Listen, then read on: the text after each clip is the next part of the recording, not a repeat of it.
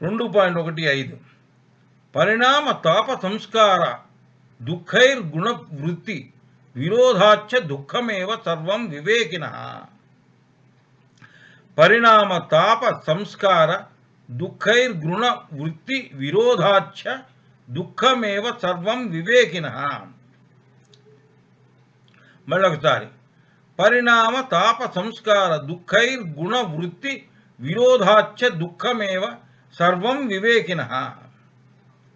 వివేకినః ప్రకృతి పురుషుడు అనే వివేకము గల యోగికి, ప్రకృతి పురుషుడు అనే వివేకము గల యోగికి పరిణామ తాప సంస్కార దుఃఖై, పరిణామ దుఃఖము చేతను, తాప దుఃఖము చేతను, సంస్కార దుఃఖము చేతను, గుణవృత్తి విరోధాచ్ఛ సత్వాది గుణవృత్తులకు పరస్పర విరోధం వలన దుఃఖమేవ సర్వం, విషయములన్నీ వివేకవంతుడు దుఃఖముగానే తలుచును.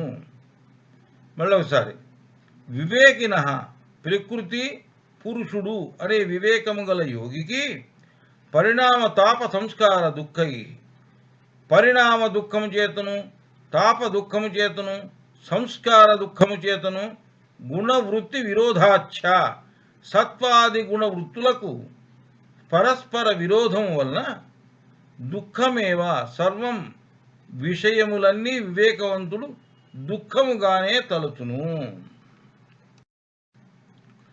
ప్రకృతి పురుషుడు అనే వివేకము గల యోగికి మంచి చెడులతో కూడిన పరిణామ దుఃఖము, తాప దుఃఖము, సంస్కార దుఃఖము, సత్వాది గుణ వృత్తులు మరియు విషయ సుఖములు అన్నీ వివేకవంతుడు దుఃఖముగానే తలుచును.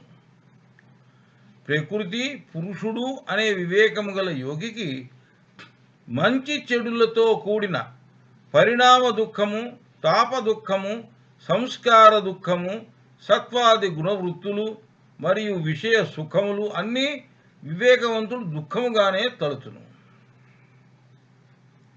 హేయం 2.16 హేయం దుఃఖమనాగతం. హేయం దుఃఖమనాగతం, అనాగతం రాబోవు దుఃఖం, దుఃఖము హేయం వదిలిపెట్టదగినది.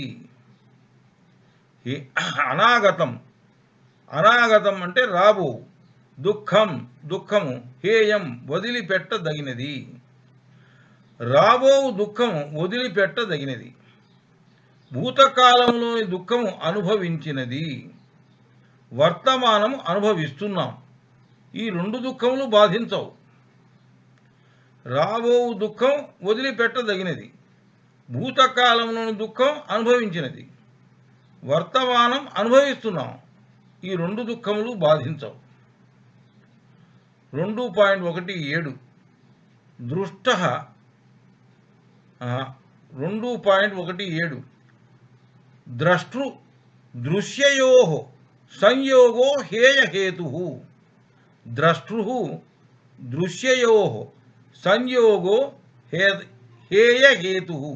సంయోగో హేయహేతుః. ద్రష్టృ దృశ్యయోః ద్రష్టయగు పురుషుని యొక్కయు, దృశ్యమగు ప్రకృతి యొక్కయు సంయోగ సంబంధము హేయహేతుః హేయమగు సంస్కారమునకు హేతువు. మళ్ళొకసారి, ద్రష్టృ దృశ్యయోః ద్రష్టయగు పురుషుని యొక్కయు, దృశ్యమగు ప్రకృతి యొక్కయు, దృశ్యమగు ప్రకృతి యొక్కయు సంయోగ సంబంధము హేయహేతు హేయమగు సంస్కారమునకు హేతువు. ప్రకృతి పురుషుల పరస్పర సంబంధమే సంస్కారం. ప్రకృతి పురుషుల సంబంధమే సంసారము. ప్రకృతి పురుషుల పరస్పర సంబంధమే సంసారము. అదే దుఃఖమునకు కారణము.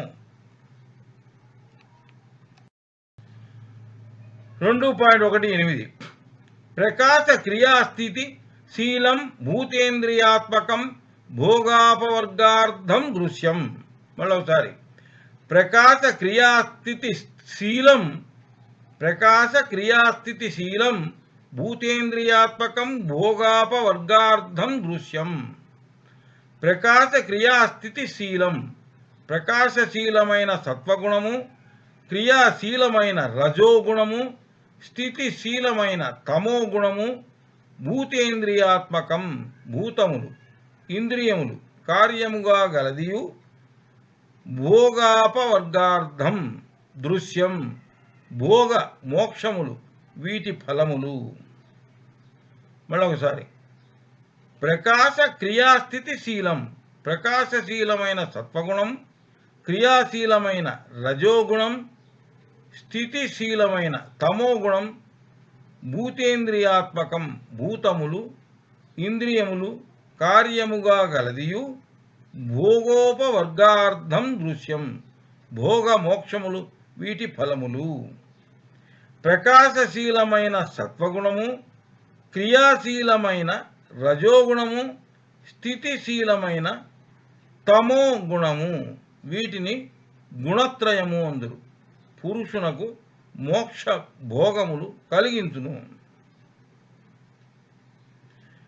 2.19 విశేషావిశేష లింగమాత్ర లింగాని గుణపర్వాణి. విశేషావిశేష లింగమాత్ర లింగాని గుణపర్వాణి. విశేషావిశేష లింగమాత్ర లింగాని, 1 విశేషం, 2 అవిశేషం, 3 లింగమాత్రం, 4 ఆలింగం.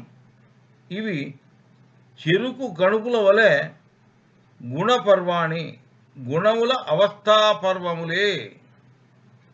మళ్ళొకసారి, విశేషావిశేష లింగమాత్ర లింగాని, లింగమాత్రాలింగాని, 1 విశేషం, 2 అవిశేషం, 3 లింగమాత్రం, 4 ఆలింగం. ఇవి చెరుకు గడుపుల వలె గుణపర్వాణి గుణముల అవస్థాపర్వములు. 1 విశేషం, 2 అవిశేషం, 3 లింగమాత్రం, 4 ఆలింగం. ఇవి చెరుకు గణుపుల వలె గుణముల అవస్థాపర్వములు. 1 విశేషం గురించి మాట్లాడుకుందాం. ఆకాశం, వాయువు, అగ్ని, జలం, భూమి వీటిని పంచభూతాలు అంటారు. ఆకాశం, వాయువు, అగ్ని, జలం, భూమి వీటి పంచభూతములు అంటారు. శ్రోత్రం, త్వక్కు, చక్షువు, జిహ్వ, ఘ్రాణము వీటిని పంచ జ్ఞానేంద్రియములు అంటారు.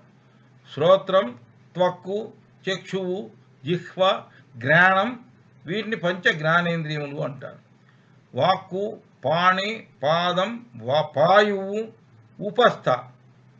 వాక్కు, పాణి, పాదం, పాయువు, ఉపస్థ వీటిని పంచ కర్మేంద్రియములు అంటారు. 2 అవిశేష. అవిశేషములంటే శబ్దము, స్పర్శ, రూప, రస, గంధ. శబ్ద, స్పర్శ, రూప, రస, గంధ వీటిని పంచ జ్ఞాన తన్మాత్రలు అంటారు. వీటికి అస్మిత అనగా అహంకారము కారణం. వీటికి అస్మిత అంటే అహంకారం కారణం. పంచ జ్ఞాన తన్మాత్రలు మరియు అస్మిత అనగా అహంకారము కలిపి అవిశేషములు అంటారు. పంచ జ్ఞాన తన్మాత్రలు మరియు అస్మిత అనగా అహంకారము కలిపి అవిశేషములు అంటారు. 3 లింగమాత్రం. పంచ జ్ఞాన తన్మాత్రలు మరియు అహంకారమునకు కారణము మూల ప్రకృతి. పంచ జ్ఞాన తన్మాత్రలు మరియు అహంకారమునకు కారణము మూల ప్రకృతి. దీని మొదటి పరిణామము లేక మార్పు మహత్తత్వము. దీనినే లింగమాత్రము అంటారు. లింగమాత్రము అంటే పంచ జ్ఞాన తన్మాత్రలు మరియు అహంకారమునకు కారణము మూల ప్రకృతి. దీని మొదటి పరిణామము లేక మార్పు మహత్తత్వము. దీనినే లింగమాత్రము అంటారు.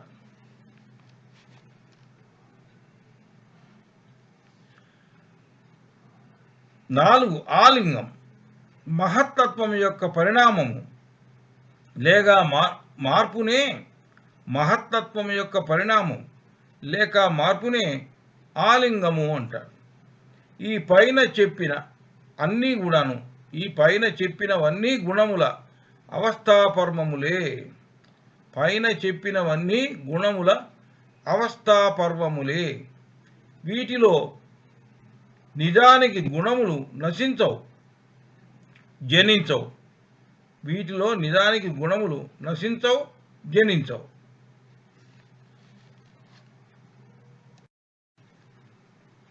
2.20 ద్రష్ట దృశి మాత్ర శుద్ధోపి ప్రత్యయానుపశ్యః. ద్రష్ట దృశి మాత్ర శుద్ధోపి ప్రత్యయానుపశ్యః. దృశి మాత్ర జ్ఞానస్వరూపుడగు పురుషుడు ద్రష్ట అనబడును. శుద్ధోపి శుద్ధుడే అయినాను. ప్రత్యయానుపశ్య జ్ఞానాధారుడు. దృశి మాత్ర జ్ఞానస్వరూపుడగు పురుషుడు ద్రష్ట అనబడును. శుద్ధోపి శుద్ధుడే అయినను. ప్రత్యయానుపశ్య జ్ఞానాధారుడు అనగా జ్ఞానస్వరూపుడగు పురుషుడు ద్రష్ట అనబడును. శుద్ధుడే అయినను మనస్సును అనుసరించి పనిచేయు పురుషుడు జ్ఞానాధారుడు. జ్ఞానస్వరూపుడగు పురుషుడు ద్రష్ట అనబడును. శుద్ధుడే అయినప్పటికీ మనస్సును అనుసరించి పనిచేయు పురుషుడు జ్ఞానాధారుడు.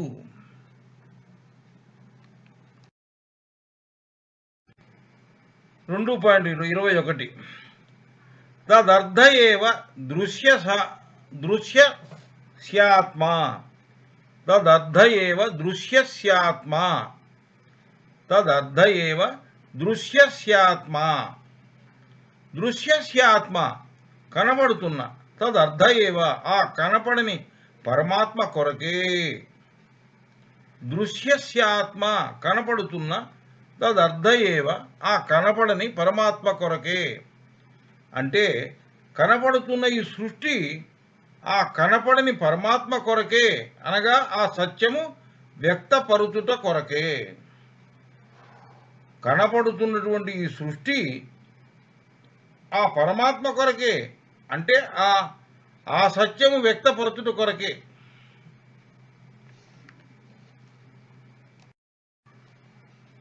రెండు కృతార్థం ప్రతి నష్టమప్యనష్టం తదన్య సాధారణత్వాత్. 2.22 కృతార్థం ప్రతి నష్టమప్యనష్టం తదన్య సాధారణత్వాత్. కృతార్థం ప్రతి వివేకము కలిగిన పురుషుని తద్ నష్టమపి అదృశ్యము నాశము నొందినదై అయినను. అదృశ్యము నాశము నొందినదే అయినను అన్య సాధారణత్వాత్ అవివేకులందరికీ సాధారణమైనది కాన అనష్టం అవివేకికి ఉండియే తీరును. కృతార్థం ప్రతి వివేకము కలిగిన పురుషుని తద్ నష్టమపి అదృశ్యము నాశనము నొందినదే అయినను అన్య సాధారణత్వాత్ వివేకులందరికీ సాధారణమైనది కాన అన్య సాధారణత్వాత్ అవివేకులందరికీ. అన్య సాధారణత్వాత్ అంటే అవివేకులందరికీ కూడాను సాధారణమైనది కాన అనష్టం అవివేకికి ఉండియే తీరును. వివేకము కలిగిన పురుషునికి దృశ్యము లేదు. వివేకము కలిగిన పురుషునకు దృశ్యము లేదు. అవివేకులందరికీ దృశ్యము సాధారణమైనది కావున అవివేకికి దృశ్యము ఉండియే తీరును. వివేకము కలిగిన వ్యక్తికి వివేకము కలిగిన పురుషునకు దృశ్యము లేనే లేదు. అవివేకులందరికీ దృశ్యము సాధారణమైంది కావున అవివేకికి దృశ్యము ఉండియే తీరును.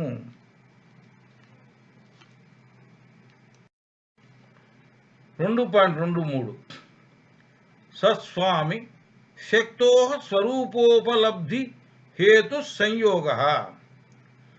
స్వస్వామి శక్త్యో స్వరూపోపలబ్ధి హేతు సంయోగ. స్వస్వామి శక్త్యోహో తన బుద్ధికి పరమాత్మ అయిన ఆది పురుషునకు స్వరూపోపలబ్ధి హేతు దృష్ట దృశ్యముల స్వరూపము సిద్ధించుటకు కారణము అయిన సంబంధమును సంయోగము అంటారు. స్వస్వామి శక్త్యోహో తన బుద్ధికి పరమాత్మ అయిన ఆది పురుషునకు స్వరూపోపలబ్ధి హేతు దృష్ట దృశ్యముల స్వరూపము సిద్ధించుటకు కారణం అయిన సంబంధమును సంయోగము అంటారు. తన బుద్ధికి పరమాత్మ అయిన ఆది పురుషునకు దృష్ట దృశ్యముల స్వరూపము సిద్ధించుటకు కారణము అయిన సంబంధమును సంయోగము అంటారు. తన బుద్ధికి పరమాత్మ అయిన ఆది పురుషునకు దృష్ట దృశ్యముల స్వరూపము సిద్ధించుటకు కారణము అయిన సంబంధమును సంయోగము అంటారు. దృశ్యము పరమాత్మ అధీనంలో ఉంటుంది కనుక ఆ దృశ్యము పరమాత్మ యొక్క స్వశక్తి అని చెప్పబడుతుంది. భోగము వాటి వర్గములకు పురుషుడు పాత్రుడు, అందువలన పురుషుని శక్తి ఆ పరమాత్మ శక్తి అందురు. దానినే స్వామి శక్తి అంటారు. దృశ్యము పరమాత్మ అధీనంలో ఉంటుంది కనుక ఆ దృశ్యము పరమాత్మ యొక్క స్వశక్తి అని చెప్తారు. భోగము వాటి వర్గములకు పురుషుడు పాత్రుడు. భోగము వాటి వర్గములకు పురుషుడు పాత్రుడు, అందువలన పురుషుని శక్తి ఆ పరమాత్మ శక్తి అంటారు. దానినే స్వామి శక్తి అంటారు.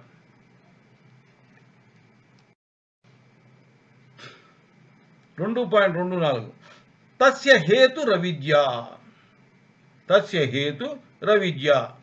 తస్య ఆ ప్రకృతి పురుష సంయోగము అనే దుఃఖమునకు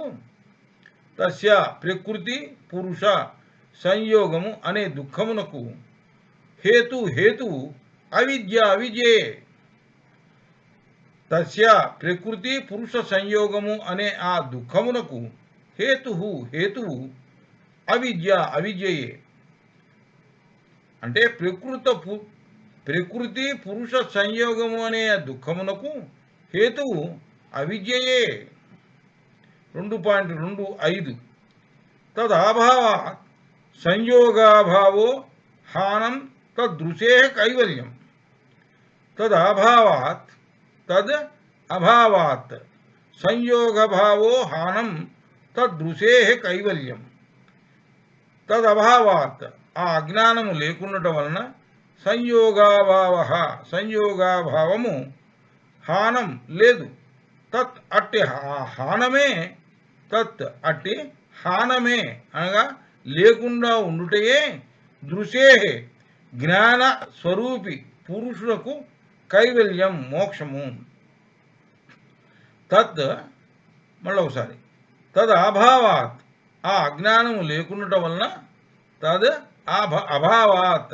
తదభావాత్ ఆ అజ్ఞానము లేకుండటం వలన సంయోగాభావము హానం లేదు. అట్టి హానమే అనగా లేకుండుటయే దృశే జ్ఞానస్వరూపి పురుషునకు కైవల్యం మోక్షం.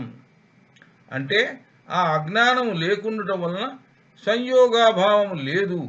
అట్టి హానమే అనగా లేకుండుటయే జ్ఞానస్వరూపి పురుషునకు మోక్షము.